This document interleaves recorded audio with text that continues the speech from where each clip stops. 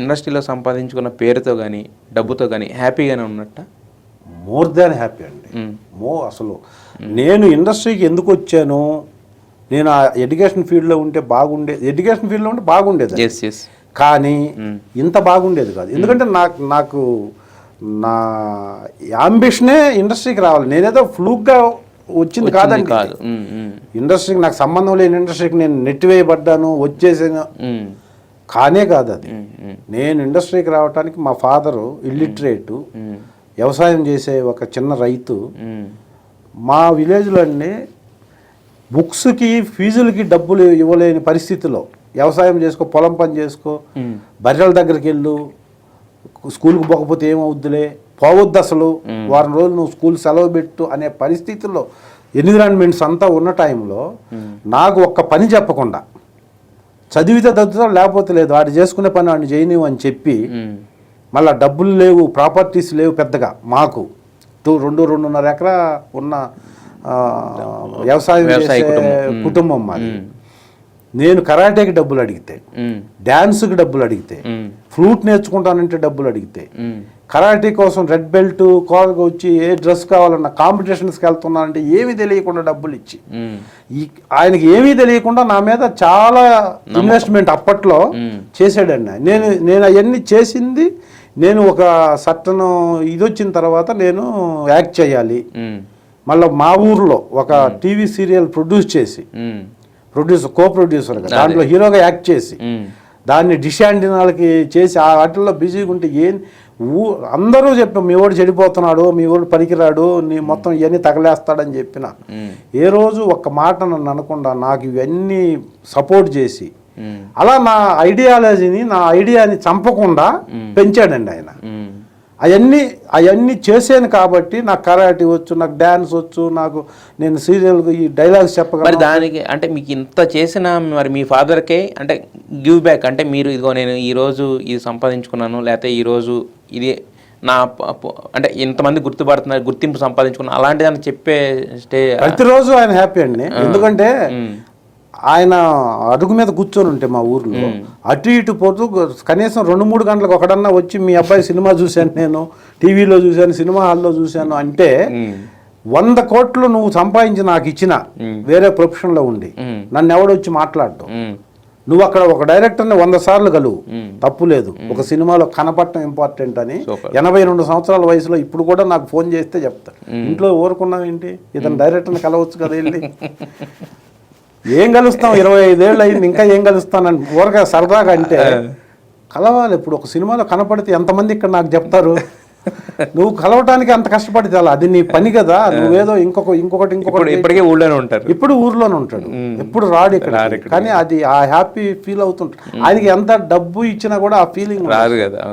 పైగా ఆయనకు వచ్చి మా ఏజ్ గ్రూప్, మా ఫ్రెండ్స్ ఫాదర్స్ వాళ్ళ ఆ ఏజ్ గ్రూప్ వాళ్ళు ఉన్నారు, వాళ్ళు వచ్చి అందరూ మీ అబ్బాయి గురించి చెప్తున్నాడు, మా వాడు అక్కడ ఉన్నాడు ఇక్కడ ఉన్నాడు, ఎవడా మాట్లాడతాడు మన గురించి అని చెప్పినప్పుడు ఇవన్నీ ఫీల్ అవుతుంటారండి డెఫినెట్గా. అదే ఆయనకి గివ్ బ్యాక్.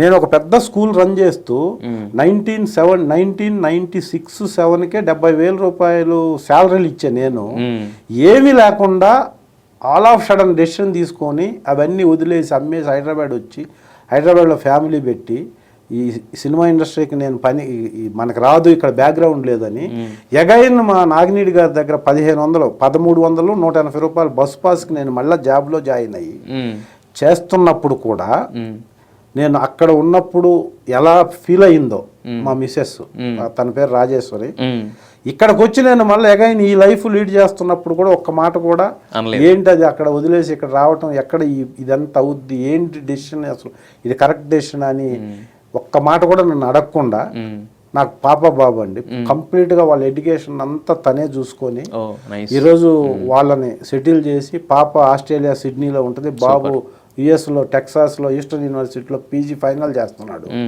దీని అంతటికీ నేను అప్ అండ్ డౌన్స్ ఫేస్ చేస్తున్నా, నేను ఇండస్ట్రీకి రావడానికి చాలా కష్టపడి ఇది ఎన్నో కష్టాలు ఉన్నా కూడా ఫ్యామిలీని అలా నడిపించిన మా మిస్సెస్, మా ఫాదరు, వీళ్ళిద్దరికీ నేను మీ ఇంటర్వ్యూ సందర్భంగా థ్యాంక్స్. సూపర్.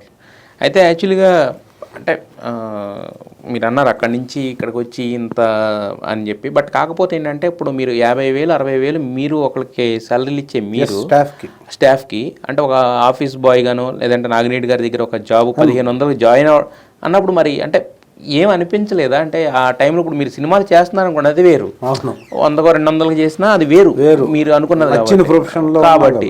కానీ ఇక్కడికి వచ్చి పని చేస్తా ఉన్నప్పుడు అప్పుడు అనిపించలేదా, అరే మనం ఏదో రాంగ్ గైడ్లో వెళ్తున్నామేమో, ఎప్పుడు వస్తాయి ఆఫర్లు? కాదు వచ్చి రాంగ్ గైడ్లో ఈనాడులో జాయిన్ అయ్యాను నేను. ఇది వర్కౌట్ అవ్వదని ఈనాడు రామోజీ ఫిల్మ్ సిటీ కన్స్ట్రక్షన్ జరుగుతుంది, ఈనాడులో జాయిన్ అయితే ఫిల్మ్ సిటీకి వెళ్తే అక్కడ అవకాశాలు దొరకొచ్చేమో అని అక్కడ జాయిన్ అయ్యాను. అది 6,000 శాలరీకి జూనియర్ మార్కెటింగ్ ఆఫీసర్గా జాయిన్ అయ్యి 5 నెలలు పనిచేసిన తర్వాత ఎవరో చెప్పారు, నాగిరెడ్డి గారి దగ్గర ఒక ప్రసాద్ అని మాకు ఆ ఈటీవీలో నాకు కొలీగ్ ఒక అతను చెప్పాడు, ఇక్కడ ఒక ల్యాబ్లో చిన్న ఎంప్లాయ్మెంట్ ఉంది, ఒక ఇంటర్మీడియట్ చదివిన కుర్రోడు కావాలంటే ఏంటి అదని అడిగితే అది సినిమా ల్యాబ్ అంతా అన్నాడు. అంతే సినిమా అంటే మనం వెళ్ళొచ్చు కదా అని నేనే వచ్చి ఇంటర్వ్యూ ఫేస్ చేసి ఇదంతా చెప్పి ఆయన నన్ను తిట్టి ఇవి చాలా జరిగినాయి. దీనికి ముందు అసలు నాకు ఒక ఆర్టిస్ట్ ఒక అతను కలిసి తను వాషౌట్ చేసి నేను మళ్ళీ ఇక్కడ రావడానికి కారణం ఈనాడులో కాదు, ఏదైనా యాక్టర్ అవ్వాలి, యాక్టర్ అయితేనే ఊరు వెళ్ళాలి, నా కాన్సెప్ట్ అదండి. ఒక్క సినిమా ఇది అవ్వదు, ఇక మనం దీంట్లో సెటిల్ అవ్వం, కానీ ఊర్లో నేను మొత్తం సెటిల్ చేసి నేను సినిమాల్లో కనపడతానని ఒక పబ్లిసిటీ అయిపోయి వచ్చా. సో సినిమాలో కనపడకుండా మళ్ళీ ఊరు వెళ్ళకూడదు అనేదే నా గోల్. ఒక్క సినిమాలో ఆయన యాక్ట్ చేసి వెళ్ళిపోయి మళ్ళీ స్కూల్ పెట్టుకుందాం, ఇది మనతో కాదని నా ఫీలింగ్. అప్పుడు నాగిరెడ్డి గారి దగ్గరికి సాటిస్ఫాక్షన్తో వచ్చి అడిగి ఆయన కన్వే చేసి ఆయన నన్ను చేర్చుకోవడం ఇష్టం లేక 1,500 అన్నాడు. వాస్తవంగా 1,500 ఇవ్వాలని కాదు, ఇతను ఇంత ఓవర్ క్వాలిఫికేషను మళ్ళీ నా దగ్గరకు వచ్చి లైఫ్ స్పాయిల్ అవుద్దేమోనని అసలు చేరకుండా ఉంటాడు, వెళ్ళిపోతాడనే ఉద్దేశంతో చెప్పాడు. నేను వస్తానని చెప్పాను. సరే నా ఎనలైజేషను నా ఇది చెప్పిన తర్వాత కన్వే అయ్యాడు ఆయన, అవి ఇచ్చాడు. అప్పుడు నేను చాలా సాటిస్ఫైడ్గా ఉన్నాను. ఈనాడులో చేసినప్పుడు క్రషింగ్ అని 5 నెలలు నేను నరకం, కానీ ఇక్కడికి వచ్చిన తర్వాత ఎందుకంటే నేను ప్రతిరోజు కలిసేది సినిమా వాళ్ళే, స్టిల్ ఫోటోగ్రాఫర్స్, మేనేజర్లు, ప్రొడ్యూసర్లు, వీళ్ళనే కలిసేవాడిని ఆ ల్యాబ్లో స్టిల్స్ కోసం. అప్పుడంతా మాన్యువల్ ప్రింటింగ్, పెద్దది మాన్యువల్ షీట్లు వేయాలన్నా ల్యాబే. ఆయన ప్రసాద్ రావులు ఎండి కాబట్టి నేను ఎవరి దగ్గరికి పోయి అడిగినా బిజినెస్ వచ్చేది. వీళ్ళు నాకు ఫ్యూచర్లో అవసరం కదా, నేను మళ్ళీ నెక్స్ట్ 6 నెలల్లో సినిమా యాక్టర్ అని ఫీల్ అయ్యి వెళ్ళేవాడిని వాడి దగ్గరికి.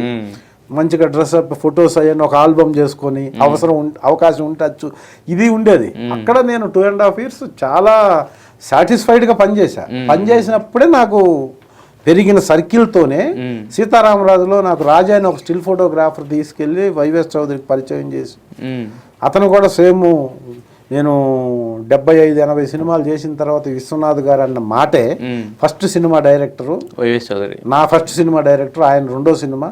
మళ్ళీ ఇప్పుడు వచ్చి లేచి ఇప్పటి వరకు స్లీపింగ్లో ఉన్న మళ్ళీ ఇప్పుడు ఒక అద్భుతమైన సినిమా చేయబోతున్నాడు. నందమూరి ఎన్టీ రామారావు వారసుడు, అది ఈ మధ్య అందరికీ తెలిసి. ఆ డైరెక్టర్ గారి రెండో సినిమా నా ఫస్ట్ సినిమా.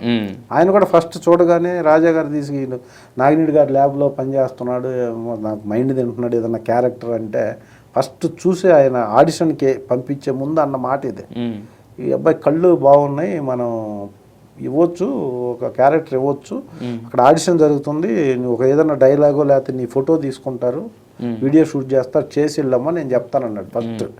అలాగే చెప్పాడు. ఇక మా నాగిరెడ్డి గారికి చెప్పేసి నేను మానేస్తున్నానని చెప్పాను. ఆయన మళ్ళీ అదంతా అయిపోయి ఆయనే నన్ను ఎంకరేజ్ చేసి ఒక మొబైల్ లింక్ అని ఒక పేజ్ ఉండేది అప్పుడు, సెల్ ఫోన్లు కొనే స్టేజ్ లేనప్పుడు, అది కొనిచ్చి బెస్ట్ ఆఫ్ లక్ చెప్పి ఫస్ట్ డే షూటింగ్కి పంపించాడు. ఆయన నువ్వు ఎలాగ మళ్ళీ వస్తావు, ఎలాగ సెట్ అవ్వదు, నువ్వు మళ్ళీ 1 నెల 2 నెలల్లో తిరిగి వచ్చేస్తావు అన్నాడు. మళ్ళీ తిరిగి వెళ్ళకుండా 250 సినిమాల కెరీర్ ఇలా జరిగింది. కాబట్టి నేను ఎప్పుడూ ఇది